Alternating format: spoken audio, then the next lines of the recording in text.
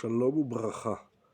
Parmi les questions difficiles à comprendre dans notre parashat Toldot, il y a cet état de Yitzhak qui veut bénir Esav, et il y a une difficulté qu'on rencontre dans les Mefarshim de la Torah, c'est de savoir si Yitzhak connaissait la mécréance de Esav ou pas.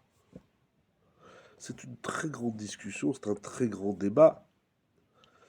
Et parmi toutes ces questions autour de cette bénédiction que Yitzhak veut bénir Esav, mais que Yaakov se déguise en Esav pour récupérer la bracha, Tsugia très difficile à comprendre dans la Torah.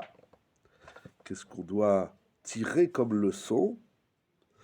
Mais ce que nous pouvons dire, c'est qu'il y a également une question, c'est pourquoi Rivka n'a pas informé Yitzhak que Esav est un impie et ainsi ne l'aurait pas béni. Le Shem Mishmuel dit quelque chose d'incroyable. Yitzhak pensait que ses deux fils étaient des bons garçons, des bons jeunes hommes. Et Yitzhak devait introduire la bracha dans le monde.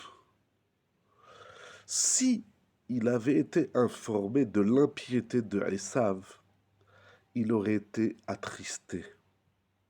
Et lorsqu'on est en mode atzvut, mélancolique, on ne peut plus réciter de bénédiction, surtout une bénédiction qui vient de très très haut. Et au final, s'il avait été attristé, il n'aurait pas pu réciter de bracha. Ça veut dire que des fois, il faut laisser l'autre dans l'erreur. Parce que si on lui dit tout, il perd sa simra. Et s'il perd sa simra, s'il perd son élan, il ne peut plus réciter de bracha.